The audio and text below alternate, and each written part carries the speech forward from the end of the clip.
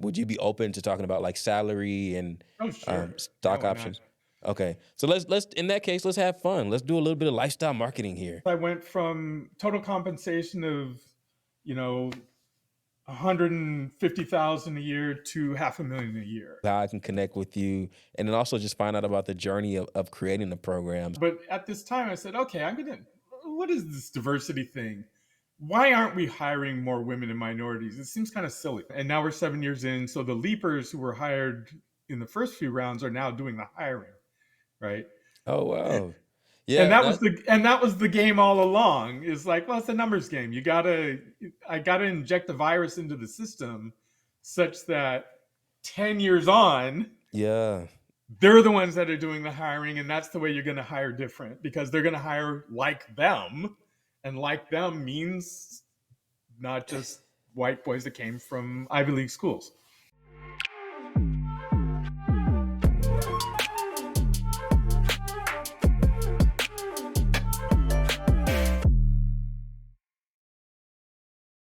What's up, guys? Welcome back to the Custom Journeys podcast. My name is Andrew Baines. I'm the host of this podcast.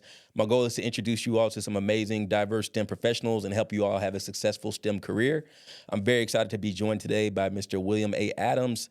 He is one of the co-founders for the Leap Apprenticeship program that was started at Microsoft.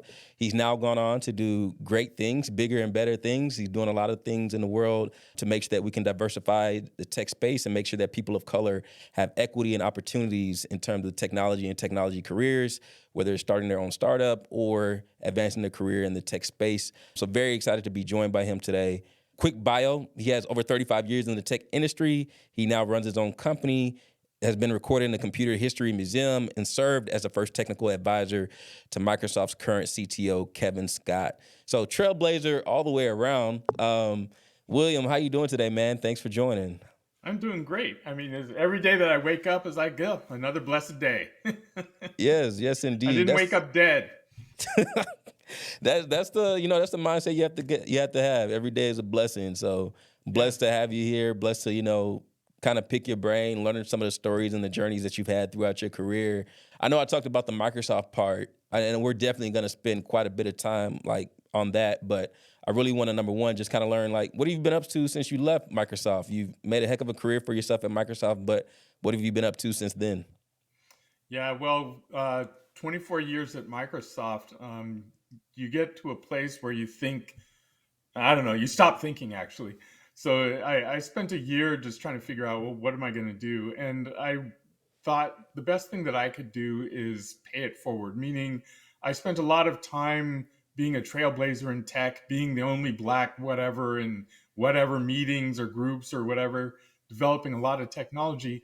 I need to pay that forward. I need to help other people. So what I've been doing is getting the word out, formulating my things, building a network of people, building a lot of software, and just reaching out to find the people that I can help, so that I can essentially do knowledge transfer and build successful tech companies. That's what I've been doing. So on a daily basis, I write code, I record some Instagrams, maybe a podcast. I'm 3D printing stuff. I'm building robot arms with my son. So just a bunch of stuff. Hey man, I love it. You're living the dream over there. I'm trying to Yeah, have living that my life. best life, right? I know.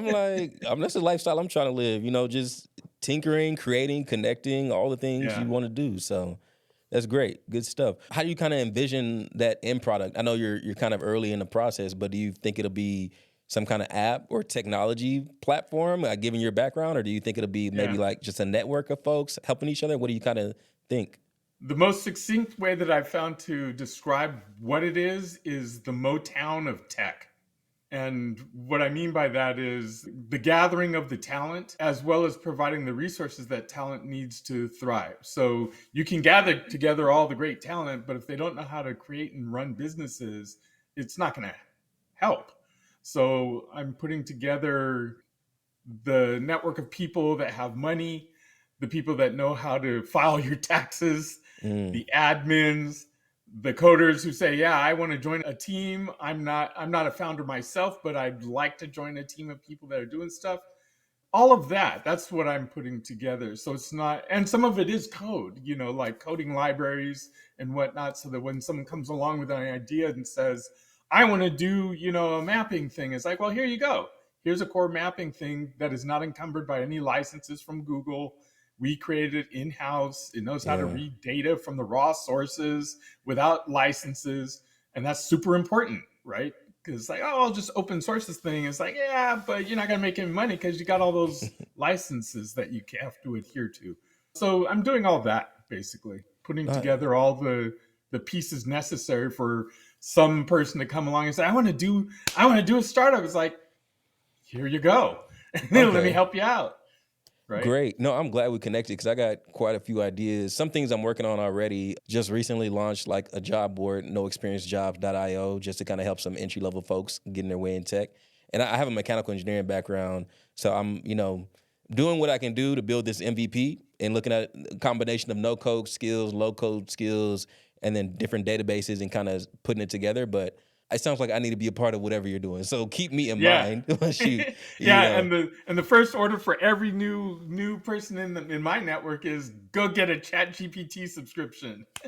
I got you. Yeah, I got a friend who's using it like religiously to kind of help him build out his business, and like I've been pretty mind blown. What do you? I know the Gemini is it Gemini, the Google Yeah, Cloud. Gemini is the Google one. What do you think about that? What do you think about the Gemini? I haven't played with it, but I'm going to assume it's the same general idea as ChatGPT, even if it's faster or better or whatever. It's the same large language model Yeah, thing, which they actually originated. So, kudos to them.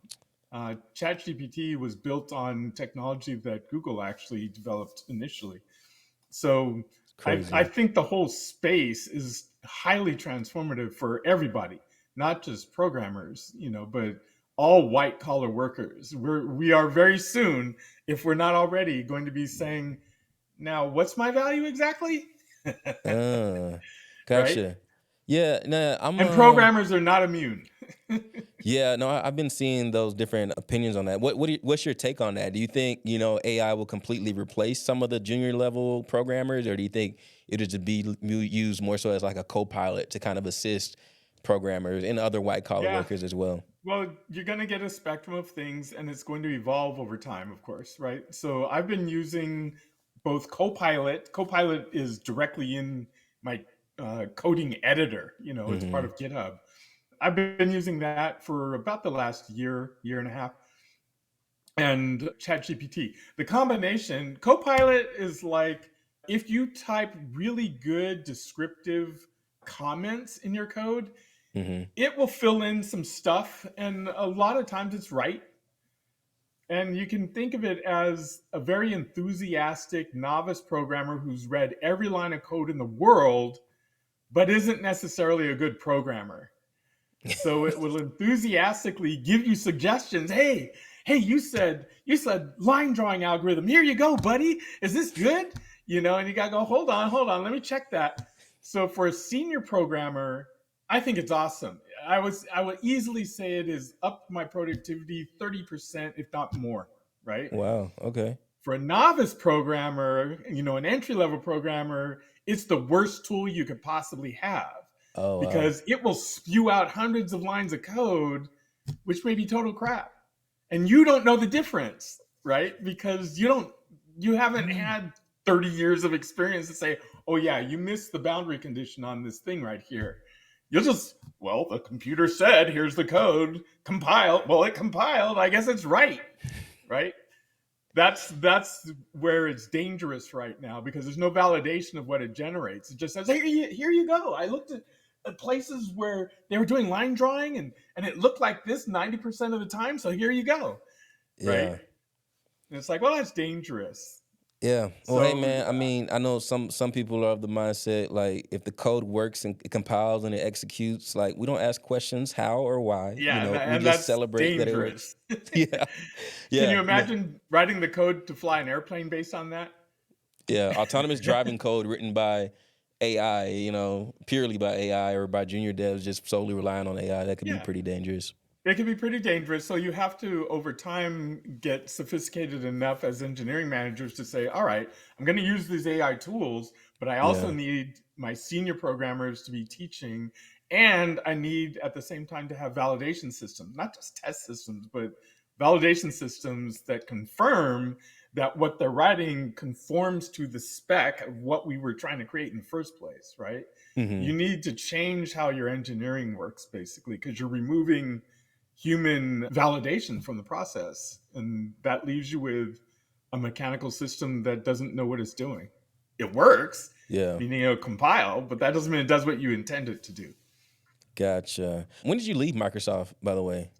Uh, what, September of last year? No, November of last year. So you recently left. You also just, I'm assuming you have your finger on the pulse of what's happening, not only maybe at Microsoft, but just the tech industry as a whole. Yeah. What have you kind of seen in terms of the adoption of AI and AI tools, like within, I guess, on the corporate side, and then also maybe on the startup side? Because I'm assuming those may be different. Yeah, well, it's an mad dash for a lot of people. Even, well, I'll give you the most direct one. I have an assistant, virtual assistant, not virtual, she's a real person. And we were talking about ChatGPT last year, and I said, Stephanie, you got to get yourself on ChatGPT because all the stuff that you do and all the stuff that most white collar workers do is easily automatable. No matter Hmm. what you think of it, it's like if you really think about what white collar workers do, there's a lot of reports, there's a lot of gathering of facts and reporting on those facts, doing some simple analysis. It's all automatable, particularly when you've got a UI that is, you can just type in English, and it'll get what you're talking about. So that's transforming, and that's what's going to happen in corporations, Yeah. right? They're all going to get highly specialized GPTs that know their corporate data, and shields it away from other people, so you don't give away your farm.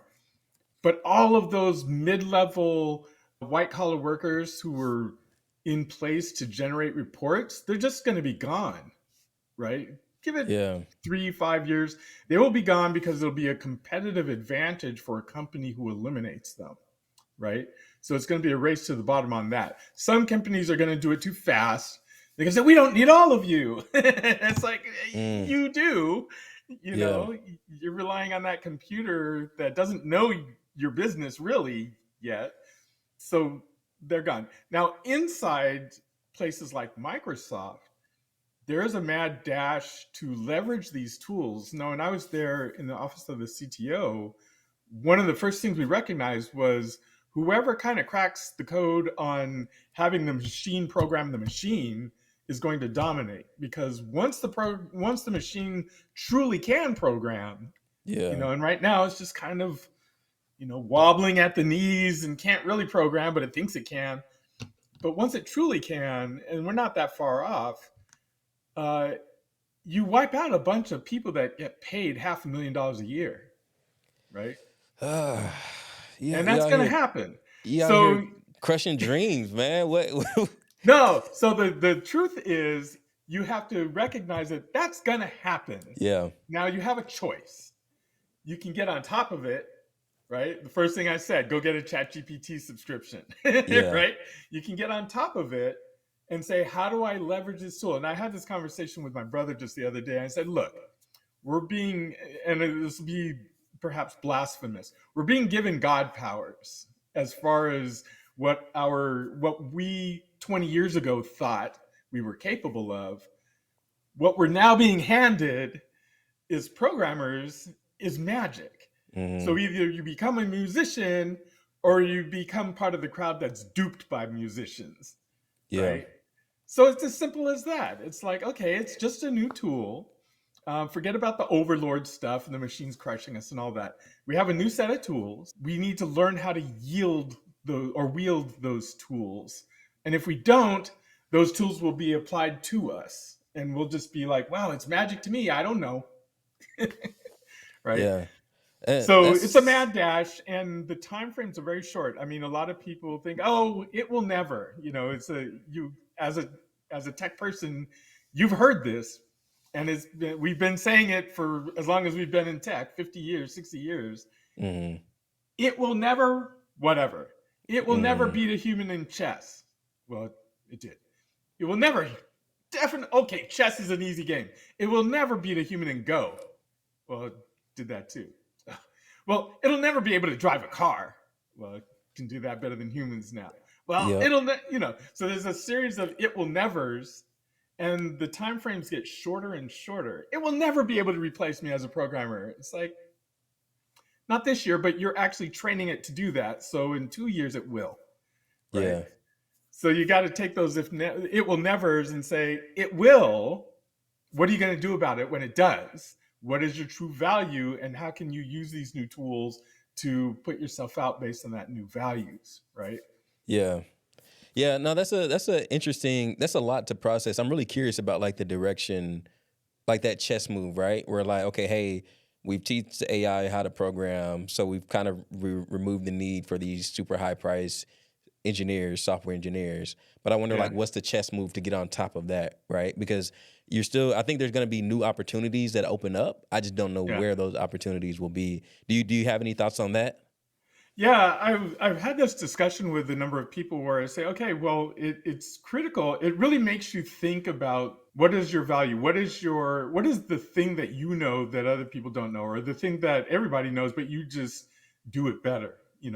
What is your true value? And if it's not value, I might say, well, I'm the best person on the planet to create UI programs. I Mm, just have an eye for it that's better. So I'm going to create an AI that programs UI in my style, right?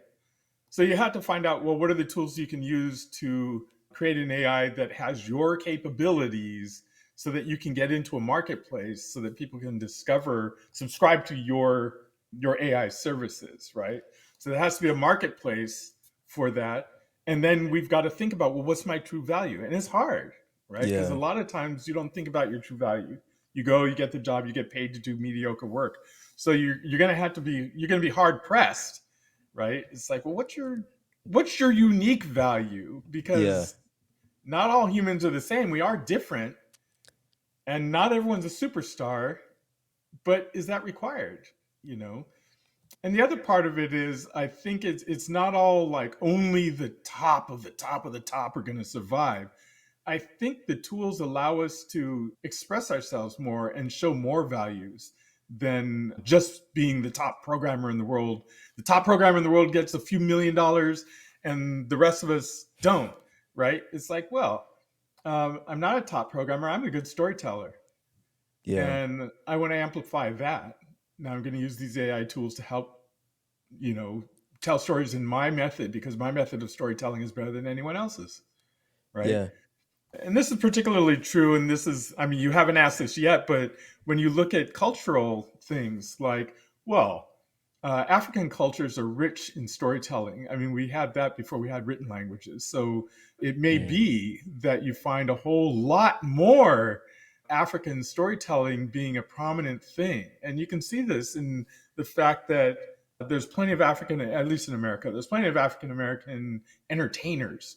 mm, It's just like, oh, there's something there. And it's not just all shucking and jiving. It's like, no, we're good storytellers culturally, historically. And that might be something that people are willing to pay for. Yes, we pay tons of money for music and games and movies and, you know, yeah. so there you go. I think there's just opportunities but it requires you to think, what am I really good at? And stop chasing after what other people are good at. What am I good at? And let me use these tools to amplify what I'm good at. Yeah, that's a good point. And I think, that could really give people a competitive advantage. In a way, it's kind of like you're Yeah. creating like a digital twin of Yeah. yourself, right? Right. Like if Issa Rae can make like an AI trained storytelling platform, or Spike Lee, or Right. anything like that, that would be like amazing, and it could Right. just really help you, further carve out your niche. But I think that's kind of Right. like, I think that's a great way to kind of like amplify your superpower. But you're right, it does Yeah. take a lot of like self discovery and figuring out, Right. what am I good at? What am I passionate about? And am I different than William? How am I different from Yep. John? But Yeah, and it throws everything in out of whack, right? Because in the yeah, past, the formula was like, keep your head down, go to school, get the job, get the good paycheck, raise cookie your cutter, family, cookie cutter. die, Yep. right? That was the formula. Now it's like, school or not school, I think that's a big question. And then what are you learning? Well, you need to learn to discover who you are is most important. You need to discover your passions because that's where your greatest creativity is going to come from. And then you need to learn how to amplify your passion into something where you can get paid. Yeah. Right? That's a Uh, must. that's the game, right? It's Yeah. like, okay, now not everyone's going to make millions of dollars, so you do have to think of, okay, well, for those people who aren't all that, normally they would be able to go and be the factory workers or the farm Hmm. workers. It's plenty of blue collar jobs. As those get eclipsed, what are those people going to do? And that's something we have to think about as well. Now, if you're not wasting your time in a menial, underpaid job, maybe you have more opportunity for your creativity to show through, right? Yeah. That person who is an awesome storyteller or a great artist who's just slaving away at a minimum wage or below job, maybe now the tools allow them to amplify the fact that they're a great artist, right? Hmm. Just like YouTube has done. It's like all these people who never would have made it in Hollywood, suddenly they're making 50 million a year on YouTube. Making more than the actors that have gone to Right. the NYU's and everything else. So it's a Exactly. great So point. this is how I think the tools transform us. It can be scary because it's like, I thought I was going to go pursue the high tech job and get my 6-figure salary. It's like, okay, but only for a couple more years. Did you see all those layoffs? They're not coming back. Yeah, Right? I'm curious. I think this is like the ultimate disruptor. So I'm curious to see Yeah. how this plays out and what's next. I know how I use AI like every day, and you're right. Right now, it's really kind of like a personal co-pilot, just helping me be more efficient. Time is very precious. Yeah. It really just helps me recoup time in different places, and also like the things that I'm not good at, I'm going all in on that. Like Yeah. I don't really care for writing or writing emails used to take way too long, so I'm using platforms to do that. All the things, the grunt work or the not grunt work, but the things that I don't find enjoyment from leveraging Yeah. AI to get some of that time back. Yeah, and So once you've cultivated a digital me that's fairly representative of you, yeah, it will be more accurate, right? And you can say, "Oh, send this mail to so and so." You know how I like to do it, and they'll go, "Yeah, yeah, yeah, I got you," well, and it's on the way, man. On the it's way. on the way, already done. Cool. Well, hey man, no, this has been a great talk already. I know you kind of talked about, your passion to kind of help out, making sure that people from diverse communities have a fair shot, whether it's becoming entrepreneurs or having successful careers. I'm interested in talking about your career journey though. One of the ways that I came across you or got introduced to you online was I do my best to so this podcast was started to, share inspirational stories, introduce the world to people from diverse communities, make sure that when people turn on the TV or on social media, that they don't just see like the ratchet craziness or they Yeah, don't just see a incorrect representation of people from diverse communities. But in addition to that, I want to also provide opportunities to folks. And part of the way I've done that previously, I talked about the job board, but even just sharing different roles and opportunities. The Microsoft Leap Apprenticeship program was something that came to my attention, and I shared it with people. And I just started digging around to see, okay, finding out more about the program that I can share with others. And I mm, come across a video, a sizzle reel, and it's like your picture pops up, William, and then across the bottom it says co-founder of Leap Apprenticeship Program. And I was like, wow, this was started by a black man. I was like, let me that's reach out. right. I was like, let me reach out and see, what I can do, how I can connect with you, and then also just find out about the journey of creating the program. So I guess Yeah. kind of let's start there. Well, Microsoft let's Leap, or let's yeah, I'll start let you it. kind of go from there. All right. Well, started when I started Microsoft. I joined before I was at Microsoft. I had my own company with my brother for a number of years, and I hopped off to another company for a couple of years before I actually joined Microsoft. So in 1998, I joined Microsoft as a software engineer. Became a big manager and all this sort of stuff, and I eventually did a thing to help train our engineers how to be better engineers. And that led me to go to India for 3 years. So in coming back, and I was around 40 something. And coming back was the beginning of Azure, our cloud services. Yeah. And having delivered a whole bunch of software for decades at that point, I thought, well, what else is a big challenge? So I'm just a classic software engineer kind of guy, but I'm asking my business VP, what's a big challenge? And he said, well, there's this whole diversity thing, and that was pretty much the end of the conversation. Go solve that. Okay. And so I thought, and just keep in mind that until this point, the whole diversity thing wasn't top of mind for me at all for the entirety of my career. And at this point, at that point I was probably, let's see, seven minus, I was probably 50 or approaching 50. Yeah, I was Okay. 50. So, or 51. So maybe it's part midlife crisis, maybe it's who knows what, Hmm. but my whole career was, oh, I'm the only black man in the room. I'm the only black man in this team. I'm the only. Of course, that was a given, and that's just the way life was, and didn't mean anything to me other than it's harder. Yeah. Things seem to be harder for me than they are for you guys, but okay. So it wasn't really a thought. But at this time, I said, okay, what is this diversity thing? Why aren't we hiring more women and minorities? It seems kind of silly. And so I just kind of looked around and said, oh, okay, because they're not represented in the colleges that we usually go and do internships with. We get a bunch of white guys, is the easiest way to say it. So I thought, okay, but there's plenty of women and minorities that get STEM degrees. So what is the other avenues? And I stumbled across by chance these things called coding academies, which at the time were kind of newish. So 2015. And I thought, okay, let's go there and find some people. And we did. And what I discovered was they're getting trained up in web development and all that, but they needed an internship experience like the college hires typically have, because that gives you like 12 weeks to kind of learn stuff, learn about the Hmm. teams, all these sorts of things. So Leap, and I co-founded this with a woman who was in HR. Her name is Chun. We said, okay, well, let's create an internship program. We'll make it 16 weeks, 12 weeks. They'll be in the team. The first 4 weeks, I will actually train them Yeah. on C Sharp, Visual Studio, what it means to be an engineer, blah, blah, blah. All the stuff they're going to need to know before they go off into their teams.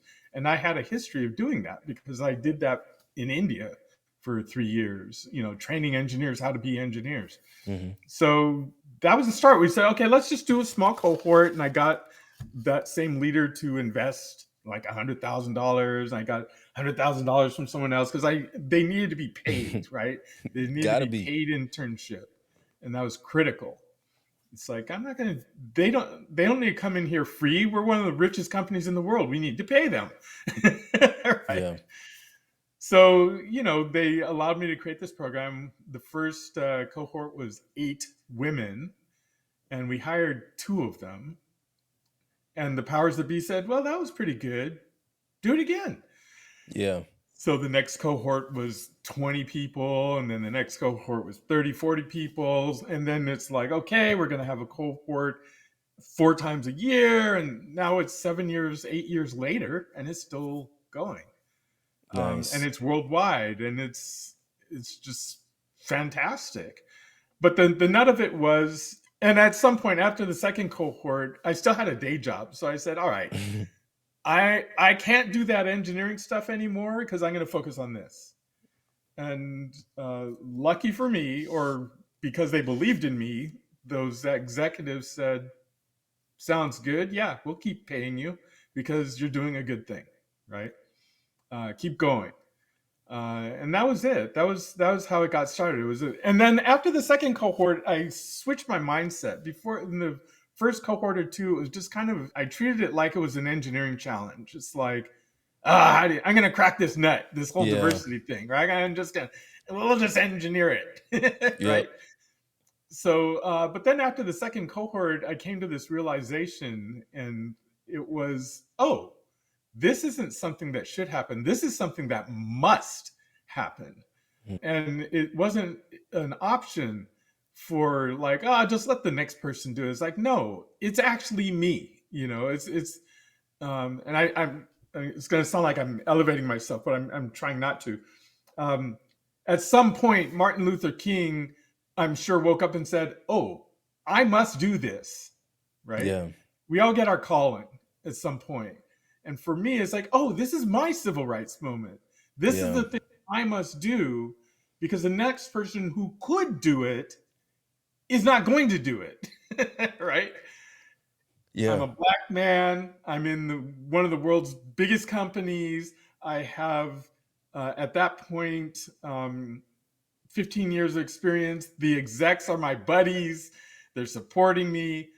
I must do this. I'm the right skin color, you Yeah. know.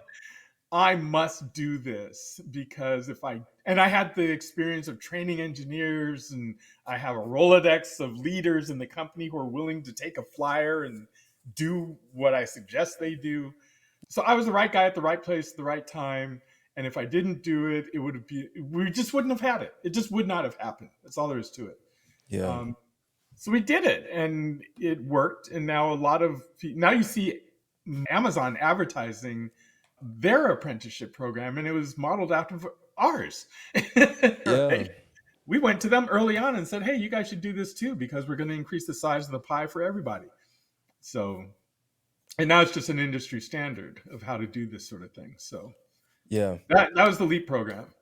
Yeah, no, I'm glad you. Thank you for sharing that story, but I'm glad you also presented it in that way because it made me think like how many different times have some of us been in a position where we're the only one that can do something about an issue, Yeah, but you kind of pass it up because it's like okay, oh, so and so will do it, or the next person will do it, or it's not the right yeah, time. But I mean, everything you outlined or you laid out like you just kind of check the box every one off in my head. Like you got to get the leadership, the executives buy in. You got to have the skill set, the know how. You have to have the yeah, experience. You have to have the reputation within the organization. yep, You have to have the money or the people that yep, can give you the money. So like every yeah. single roadblock, like I'm sure there's been plenty of DEI recruiters or young None of and them could hungry do it. people come in the door or people that maybe they've been with the company for years but they don't have the HR or the training background. Whatever the case may be, there's going to Yeah, come a time where like somebody has all the boxes checked, but they have to be willing to step up and take advantage of it. And yep. I'm glad you And were in our willing to do that. case, it was the fact that my co-founder was in HR, Yeah. so she really, and she was the best salesperson, so she really got that side of it, so that they wouldn't try to shut us down. And then me being in engineering gave us, like you said, the credibility and all that sort of stuff. And then we Hmm. did some tricks in terms of how we got it funded, so that there wasn't a single point of failure. Because traditionally, what happens is someone holds the budget for such an initiative, and 1 year they just go, "We're not doing that anymore," and that's the end Mm. of it. And we did it in such a way that there was no single point of failure. It's like, short of actually firing me, there was no way our money wasn't tied to a single source. I got it from across the company. So there was some clever accounting that we did to make sure that the program wasn't killable in its Yeah. earliest phases. And then eventually it's now owned by the HR people. So Gotcha. No, that's a good point. As you were talking, I'm just thinking like you essentially in my summary in my head is like you completely de-risked it. Like you took yeah, out all the risk, all the likelihood of failure, like everything was checked. And I think a lot of that's an important thing to do with whatever you're doing. Like if you're trying to pursue a new job opportunity, if you're starting a startup, if you're yeah, trying to pitch a company and you want investors to give you millions of dollars, you got to, convince them that you're going to be highly successful in this, successful. or the Right, likelihood of success is very high. Or same thing with a right. job. It's like entry level or not. Like it's like the recruiter or the manager, they want to know, okay, if I give this guy or girl a chance, like how do I know they're Yeah. going to be successful? And so you Yeah, it you was like, let me show you how to flip the burgers because I have 20 years of experience of flipping burgers, and that's why you want to give me the job. yeah, Right? exactly, Whatever it exactly. is.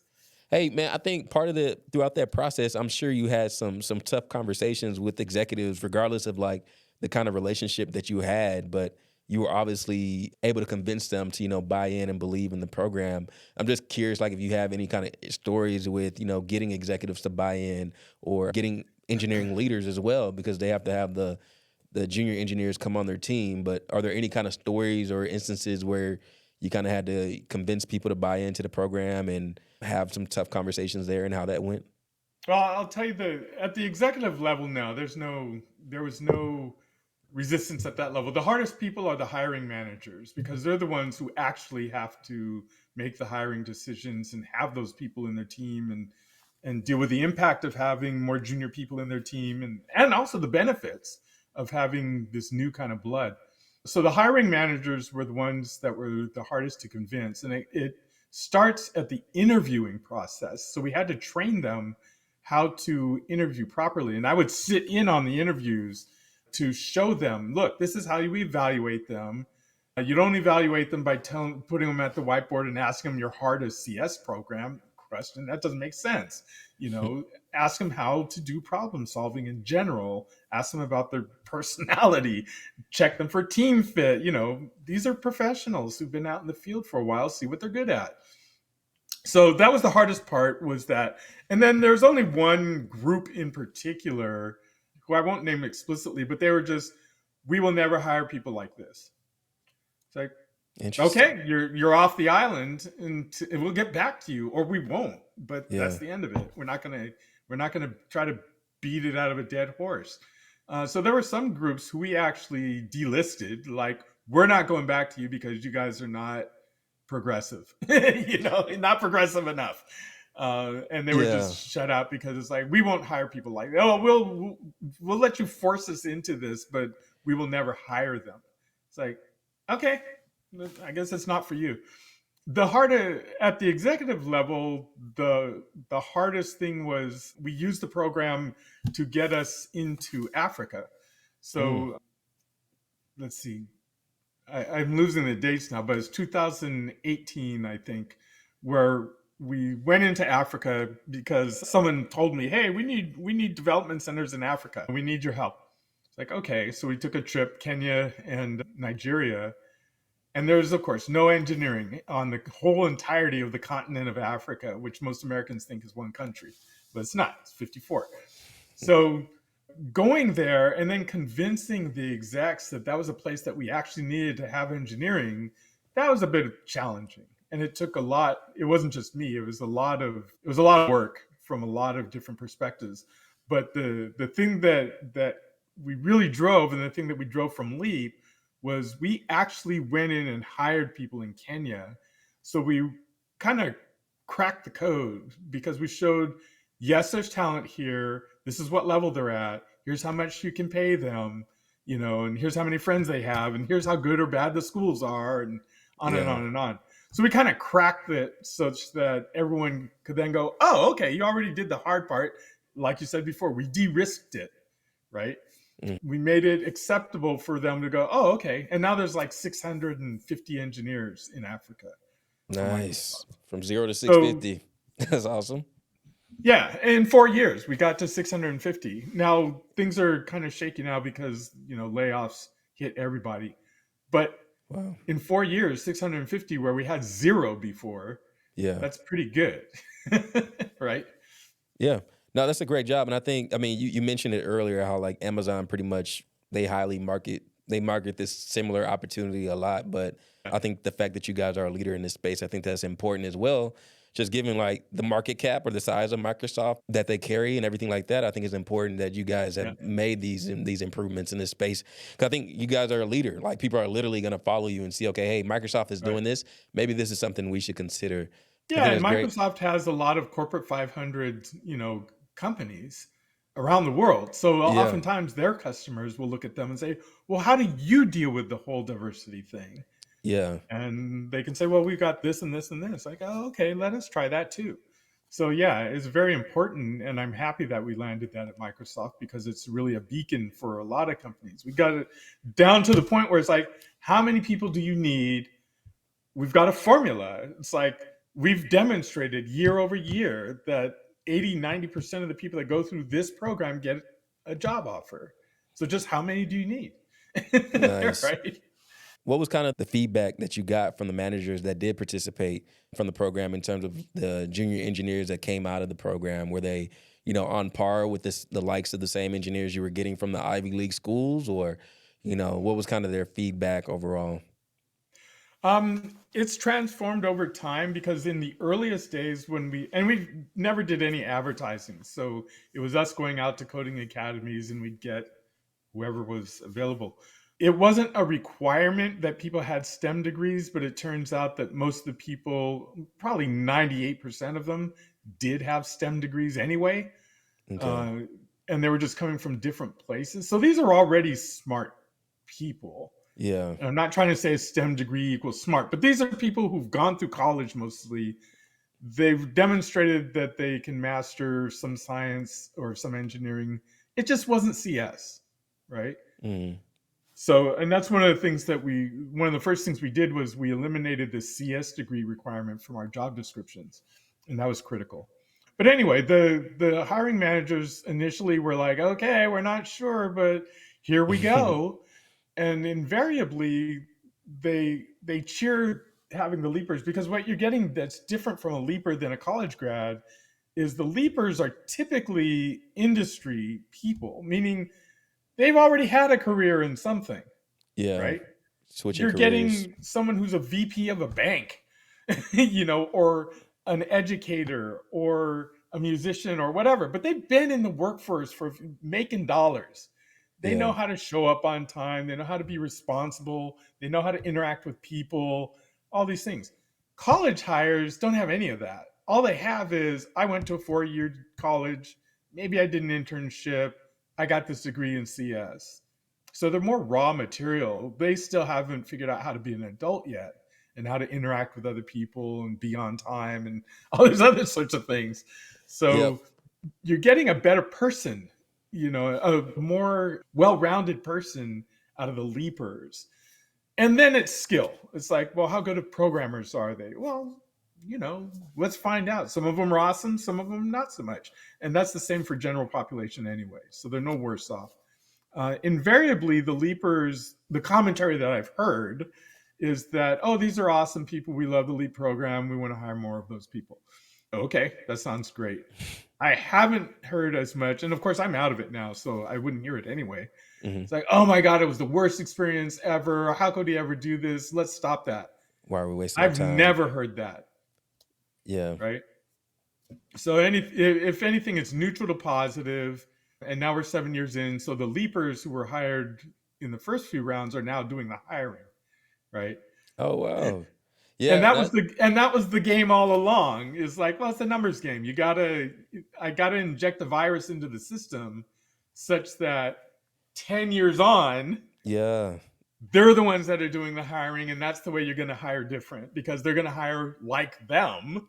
And like them means not just white boys that came from Ivy League schools. Yeah. That's a beautiful master plan. I mean, Yeah, it's a long term plan, and you have to, you recognize that I'm only there for the beginning. I'm only there to inject the virus. I'm yeah. not there to live it out for the next 20 years, right? I'm just there to inject the virus. That's awesome. Yeah, but now you got the people doing the work for you. And I Yeah, mean, the people that really believe in the program and they know the value of it, they're going to continue that effort and carry the torch on. And I think that's kind of the only way you can kind of combat the instances of like the one manager that was like, this is stupid. We're not never doing this. You got to have yeah, somebody that can combat that from the other side of the spectrum. So I think yeah, that's beautiful the way you guys out did that. yeah. There you go. So I'm curious, Microsoft, we already kind of talked about it. Microsoft is a leader. You guys started this program and then others kind of followed suit. What do you think needs to happen in order to see more tech apprenticeship programs or programs with similar models be adopted as more of a not just industry standard within tech, but even outside of that, maybe in banking or maybe in healthcare, whatever the case may be? Well, let's go back to the AI conversation because I Yeah. think we're at the precipice and we're at the brink of changing the nature of corporations anyway. I think, even though it doesn't look like it, because we have companies like Microsoft and Google and Apple who are $1 trillion companies and they just keep buying other multi-billion dollar companies and getting bigger. I think there's going to be a collapse of giant corporate structures into things that are much smaller. So a Microsoft, and I've actually wrote a paper on this. A Microsoft doesn't need a bunch of full-time employees, especially when you've got AI. You're going to have groups of people who gather together leveraging various tools, and you're going to put out the thing that says, I need a thing that is, cloud service, and some group somewhere is going to bid on that, and they're going to use AI tools, and they're going to whip it up, and they're going to get that contract. Okay, we need someone who's going to maintain such a thing. There's going to be some small group, 20 people that do that. Mm-hmm. The single company that has 150,000 employees and therefore must have a culture and programs and all these other sorts of things, I think is just going to disappear. So at the same time, you'll get diversity because you're going to have to use world talent, right? You're going to, if you're going to try to sell into certain markets, there's no way you're going to do that. You're not going to sell some analytic farm products to farmers in Kenya based on the ideas that some ivory tower, programmer who went to MIT has, Mm-hmm. right? You're going to do it based on some expertise that farmers and engineers and AI have created in Kenya, right? Yeah. So this very notion of we're going to discriminate and only hire this group of people to be in charge of everything, and then these other people have to try to get into that group. It's like that's just going to disappear because it won't work as a business model. Anyone who works like that is going to be at a disadvantage. Mm. You're going to have to be more concerned about cultural things. Like, Yeah. okay, when you're talking AI, you're talking bias, right? Yeah. There's cultural bias. There's all sorts of biases that you're going to have to beat out of these systems that we're building today. The best way to do that is to have more diverse data inputs, more diverse data scientists. You're going to win because of diversity. So it's going to be a competitive advantage to have a diverse workforce using diverse tools. It's going to be a competitive disadvantage to not work like that. So that's why I Yeah. think it's like, let's not play the old game. The old game was, I need to get, I'm at 3% employees. I need to get to 6%. It's like, let's stop playing that game. It's silly. And people will just turn it into a quota game anyway. And they don't give those people any power and they don't listen to them. Mm. So forget that. Instead, let's empower thousands of micro companies so that they can participate in the AI marketplace, which is not about color, it's about experiences and different perspectives. It's just a business model change. So that's how I Yeah. think now in the short term, how do you do more of the leap sort of stuff and whatnot. It only works when the market is favorable, and you see this right now. And there's a cliche, it's like last in first out. Women and minorities are the last to be hired and the first to be fired, and you saw this in the Dang. layoffs of the last couple of years. It's like all diversity programs they Yeah. get the axe. It's like all those people we hired in the last year, you're all gone, you know, and we'll get back to hiring diversity later after we've gotten more stable. Yeah. It's like this is all just code for thank God that's gone. We can go back to doing it the old way. So you can't crack that. It takes enlightenment. It takes people like me. It takes progressives like Microsoft, and they're gonna. But it only changes when people see a competitive advantage to having that diversity. It doesn't change when you hire, a head of diversity. If you're doing that, you've already done it wrong, right? It's like Yeah. head of diversity. It should just be baked into your business model. You shouldn't need a head of diversity, right? Gotcha.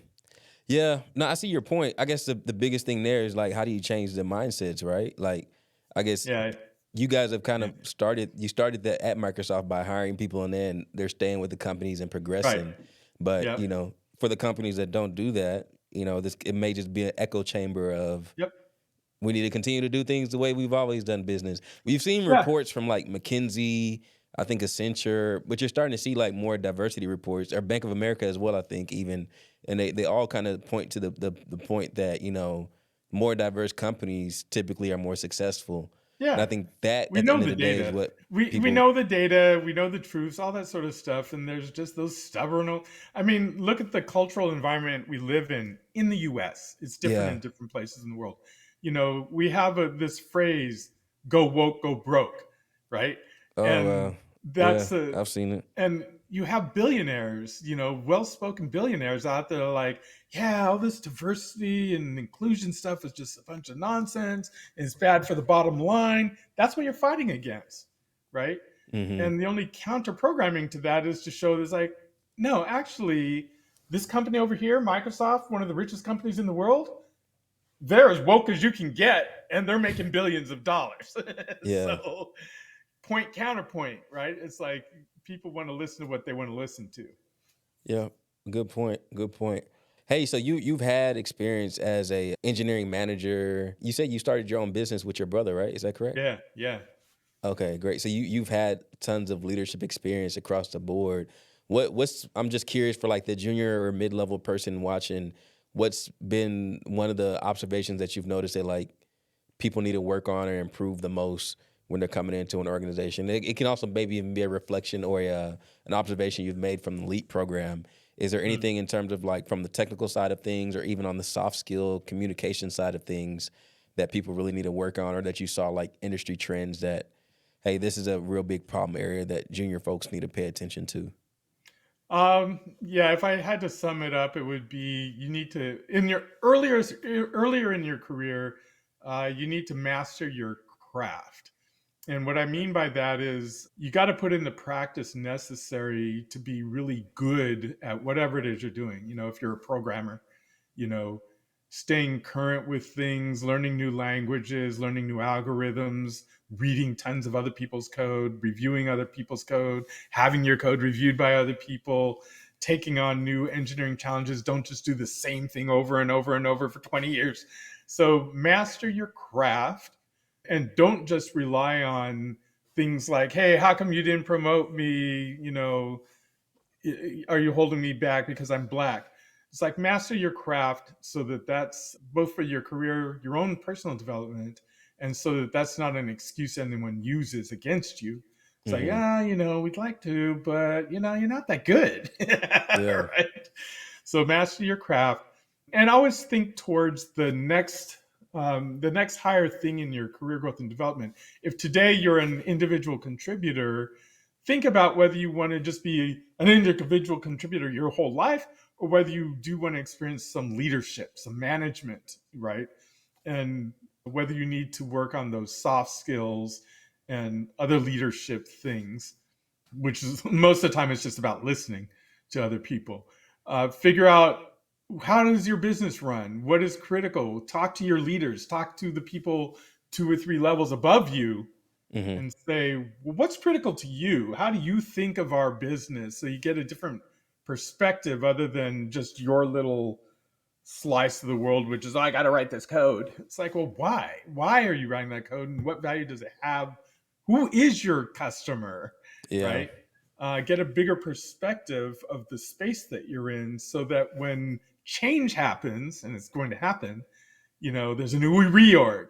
You understand, oh yeah, I know why this reorg is coming, and you're not just like, reorg, oh my God, what am I gonna do? Am I out of a job? It's like, no, I understand what you guys are doing. How can I help? I've got some ideas for this new thing you're trying to do. That's how Yeah. you that's how you make the leap over the chasm of the reorg, right? It's like the chasm opens up. It's like reorg, you're all gonna fall in. It's like not me. I'm building bridges to the next thing, Yeah. right? That, that's a great point. I had a guest on recently, Marcus Manning. He's a CIO, and he kind of said the same thing. Just he way he phrases was, it's not about solving problems; it's about adding value. And I Yeah, think a lot of times, even me as an engineer, when I was starting my career, it was just problem, problem, problem. Like, let me find yeah, a problem and fix it.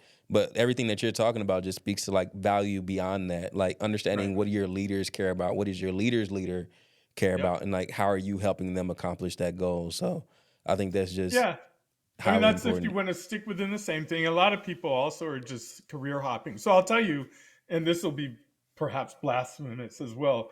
If you're early in career, and I mean like right out of college or something like that, Yeah. um, don't worry about settling into a Microsoft for the next 20, 30 years. Just, What? career hop. This is the time to career hop when you're fresh and all energetic. It's like go and get lots of different experiences. You can do that within the same company. Like you could go to a Microsoft or Amazon or whoever and just keep Yeah. hopping, but they'll look down on you after some time because like, oh, you're not reliable. You keep hopping all over the place. I would spend my time, and I did not do this. I ran my own company, and then I joined Microsoft. But I was older by then. But if I had started in working for someone else early in my career, I would have hopped, right, with intention, because it's like I'm hopping because I want to get a perspective on different ways to run businesses. And I Yeah. wouldn't just hop from Microsoft to Google to Facebook. It's like, oh, those are all mega corporations. I would hop from a startup to a mid level to a mega corp, back to maybe I'll do my own startup. And then, because by then, it's like, oh, I got married, I got kids, I got a mortgage, I got a car to pay for. But that's, your 30s by then. So in your early 20s, hop. Man, When your that's responsibilities are low and your brain is still pliable, hop. yeah. You got some engineering managers and some leaders somewhere like pissed off basically He's like, that you're shut like up, shut up. you're giving away the secret. Like we're trying to keep them here, as long as. But that's a great point. You just get so many more perspectives and different Right. ways of approaching things, and you see what works in different industries that haven't been applied to the industry that you're in currently. You can apply those lessons Yeah. learned. Go do different industries. It's like, oh, I'm used to doing, food service. Okay, great. Now go do medical. Yeah. Go work in a warehouse or whatever. And when I've counseled young people who've worked for me, I tell them that, right? I tell them, go find your value Leave. in the market. And some of them do. They Yeah. leave. And some of them are like, I checked it out. I like working for you because you're honest. It's like, that's right. Now get to work. Oh, yeah, I Right? love that. You can't No, hide it from them. They're going to look anyway. yeah. No, man, I'm sure you won a lot of people over with that. People respect that authenticity, that candor, and Yeah. so, man, that's awesome, awesome stuff. I have a rare opportunity to ask somebody who's worked in big tech about some of the lifestyle and the income and stuff that has kind of come along with it. I didn't run it by you beforehand, but would you be open to talking about like salary and Oh, sure. Yeah, stock why not? options? Okay, so let's in that case let's have fun. Let's do a little bit of lifestyle marketing here. Um, what what kind of this is obviously a lot of the thing that goes into the attraction or why a lot of people are wanting to pursue tech is because they see the six-figure salaries, they hear about the stock options and everything. So I'll just kind of open up the floor to you. Like, what kind of salary, I guess, have you seen throughout your career at different points? And I know you've had numerous positions, so I'll kind of let you just answer it willingly as far as like, at this position I made this much, at that position this much, Okay. and then any I stock go. options or I'll anything go like through a that. progression. When you're doing your own startup, you're starving. Quite literally, riding my bicycle home at night, looking in the gutter for $1 so I could buy a donut so I could eat something that night. Right? Goodness. That's startups when you're young and don't have a family and all that sort of stuff. You literally starve. Working for someone else's startup, you're not much better than that. They'll give you all sorts of stock and it's not worth anything, and you'll have a drawer full of stock options that will never be worth anything because 90% of those startups go nowhere, right? Okay. If they ever got bought by anybody, if there's any payout, the founders get their money and you get nothing. So that's the startup rounds. If you go to a mid-level company, not one of the big majors like a Microsoft or all that sort of stuff, you might earn 120. Maybe you later in life you'd get to close to 200, but 100 and something thousand. Geography has a big to do with it, right? If you're in a major area like Seattle, San Francisco, New York, 100 and something or other, right? Mm-hmm. For an entry, because the rents are so high. Yeah. It's market driven. Okay. Yep. It's not merit driven, it's market driven. It's like we will pay you for the exact same job. If you're located in this market, it's 150,000. If you're in Idaho, where the cost of living is cheaper, it's a $75,000 job. Mm. It's like, wait a minute, but I'm worth 150. It's like, not in that market. You're not, Yeah. right? Because everything's cheaper. We're paying you market rate for that job in that market, not a world scale market. All right. Yeah. Uh, Now this is all in the lower levels. Okay. So when I first went into Microsoft, I think, and this is 1998, my salary was probably 98,000, 100,000, and they gave me probably 300,000 in stock. At that time, it was stock options. We didn't have stock grants; we had stock options, and the difference is options you have to then buy. So it's at a certain price, and then you buy So them for like a that price and discount. sell them for a lot more. They don't do that anymore. Now it's stock grants because the government changed how it's taxed. So stock grants is they just give you like here's 100 shares, and it's paid out over 5 years. So I started in '98 at about 100,000 with 300,000 in stock options, and the salary just keeps going. So your compensation is typically your base salary plus bonus plus merit increase plus stock. Those four things at a major company, right? And again, the mid-level companies, if they're offering you stock, it's probably not worth anything. Right now, there's maybe 7 companies that their stock is worth anything in terms of it's going up, right? Mm. And it's the tech companies. Everything else is like flatlined, and it will be like that until interest rates change, meaning they go down. Through 20 years, 24 years at Microsoft, I took a dip when I went to India because they paid me local India rates, Oh my which goodness. is I probably lost 40% by making that move. What if you Um, have a mortgage back home? Like I is didn't. I sold my house. okay. I couldn't. I wouldn't have done it if I hadn't sold my house. Okay, gotcha. I would have said, "Hey, no, you're going to pay me world rates." And there's different ways of being an expat where you could get paid at a world rate and not have that dip. So it just depends on the situation, whether you can do that or not. It's usually when you're at a much higher level and you can claim to be an executive that you can retain a world rate and not the local rate. Right. I was willing to go because it's like, oh, I want this experience. And the pay didn't matter much because it's like, I left behind my obligations. And yeah, I got paid the least amount of stock, the least amount of bonus, the least salary for like 2.5 years. And then I came back and my salary got inflated again. By the end of the time that I left, I would say my overall compensation was about a half million a year. And that's stock, bonus, base salary, whatever, right? Now, that's if anyone ever talks levels, that's a level 67 at Microsoft. There's a next level, which is partner, which those numbers get inflated probably by double. I didn't stick around for that. It's like, I'm done. Yeah. So, you can, now that's a 20, over 24 years, I went from total compensation of, you know, 150,000 a year to half a million a year. Now it's like, oh my God, eye popping, right? It's like, inflation. It's not Yeah. as eye popping as it seems.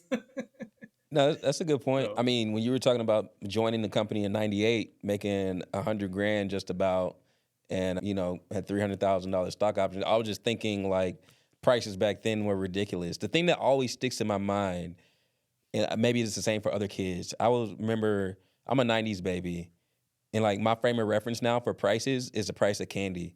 So like yeah, late '90s, early 2000, I remember if you went to Walmart or anywhere, a piece like a 50 cents. Reese's, a Kit Kat, whatever, was 44 cents. Yeah, That's yeah, the number that's stuck in my head. And now when I go, I'm right. always comparing it to that. Like, 250.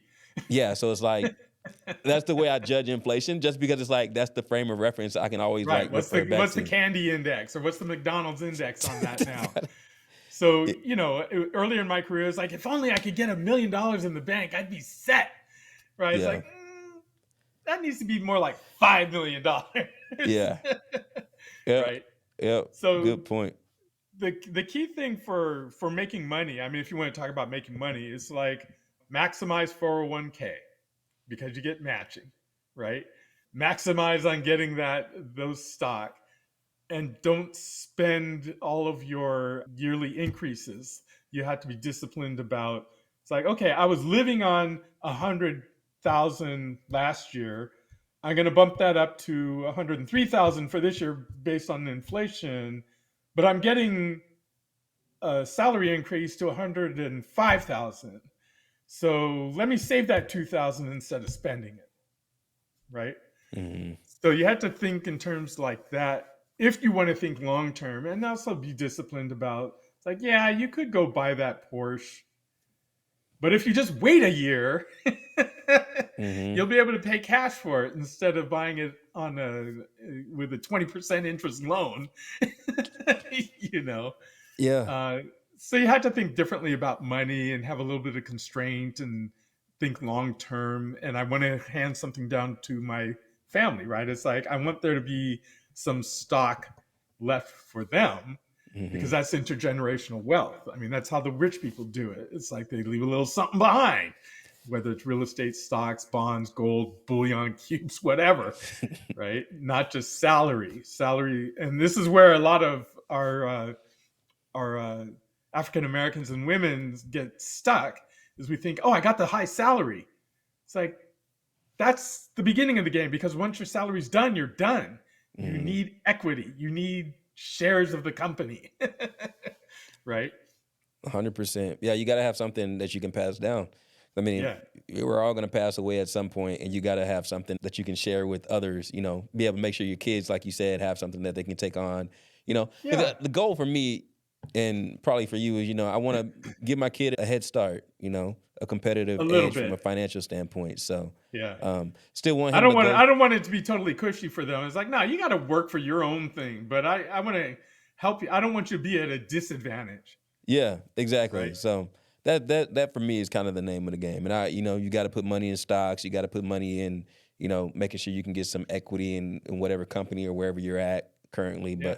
But just planting those seeds. And if Um, it's not your company, go put it in a company that's on the rise. It's like, okay, fine. You're not working for Microsoft.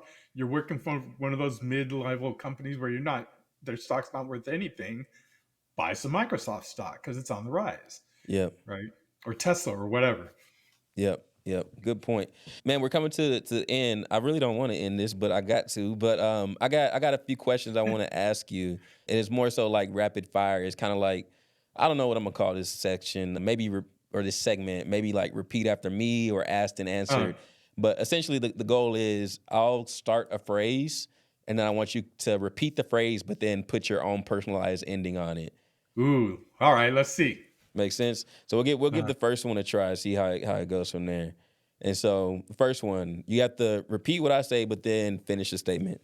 So if I were an aspiring software engineer, I would. if I were an aspiring software engineer, I would get a Chat GPT subscription and a Copilot subscription today, and then I'd try to start programming what I'm passionate about. Okay, I like it. Next one. The biggest mistake that aspiring engineers make is The biggest mistake aspiring engineers make is learning a language without learning a problem space that they actually want to apply it to. gotcha. Okay. Next one. If I were starting to build a tech apprenticeship program in 2024, I would. If I were starting to build a tech apprenticeship program in 2024, I would first make everyone get a Chat GPT subscription and a Copilot subscription. And then we would talk about what our key values are, meaning what are our key and unique values that we bring to the table are. Okay, good. I like it. I see you're very bullish on AI and then even specifically Chat GPT. But Well, or Gemini, whatever. yeah, but no, just AI in general. Like I Yeah, definitely absolutely. I definitely agree with you 100%. Like I've seen the way people are using it, all kinds of creative ways to make money or improve their professional skill set, whatever the case can be. But it's just a ridiculous tool, and in a good sense. And so Yeah, I and let me throw this one back at you. So yeah. it's as if, and I've been using this analogy a lot lately. It's as if uh, you're behind your ox on the farm with your plow, and this thing shows up called a John Deere tractor, you Yeah. know, and people are like, hey, there's this John Deere tractor. It's like, oh, I don't know, that thing's all belching and it's, messy and blah, blah, blah. It's like, do you want to be the farmer that gets into John Deere, or do you want to be the farmer that stays behind the ox? Yeah. I'm getting in that John Deere You're tractor and I'm getting in that plowing John Deere. everything over. That's what ChatGPT is. It's the John Deere of our day. Yeah, I agree. We got some disbelievers in the room. Some people that still want to They're still ride it behind the ox. Like, in you keep on horse. pushing that ox. Go ahead. You Yeah, keep pushing that yeah. ox. No, I agree. And I mean, you can still keep that AI doesn't have that personality or that soul, right? So I mean, we talked about it earlier. You can, train it to try to mimic you more, or like to be a better representation of you. But even without that, you can still kind of put your personal touch on it. You don't have to have it be the finished end product. You can still, it can be a starting point instead of the end product that you get. Yeah, one more analogy I'll throw out there. A gun does not have a personality, but it does not make it a lesser of a tool. Good point. Great point. Still Good. transformative. Good stuff. Good stuff. Man, William, this has been a lot of fun, man. A lot of fun. I really enjoyed this Good conversation. fireside chat, huh? Yeah, man. I wanna do Part this 2. again. Save it. Part 2. Yeah, no, we're gonna have to do this again. That's what it's gonna happen. I was like, man, I could do this every week. But nah, we gotta make this at least part 2 happen. This has been a fun chat. I'm really enjoying talking to you. I enjoyed learning about all the things that not even all the things, just the apprenticeship program, and then all the things that you're gonna be working on in the near future. I know a lot of people are going to watch this and be interested and want to stay up to date with what you're doing. How can people find you, or what's the best way for people to get in contact with you if they want to get in touch? My website, william-a-adams.com. I've got a newsletter you can subscribe to, all posting all the podcasts that I do, links to my GitHub so you can go check out my code, any articles I write, all that sort of stuff. It's through the website. Oh, nice, man. You're open box. You got the GitHub repository, everything. So, cool I got stuff. designs on Thingiverse for 3D printing. I've got, whatever. Awesome. No, man, I love it. I'm going to have you back on at some point for sure. I got to make that happen. But again, thank you so much for coming on here, giving me your time. I thank you all for watching. I know you gained a lot of value from this. Feel free to, reach out to William. I hope and pray, if you haven't subscribed already, that by the end of this video you have, or you will. But make sure you stay tuned, because I'm going to be bringing you guys as much great content and introducing you all to as many fantastic people as I can, like William. So make sure you stay tuned. And that's it for this episode of the Custom Journeys podcast. Peace.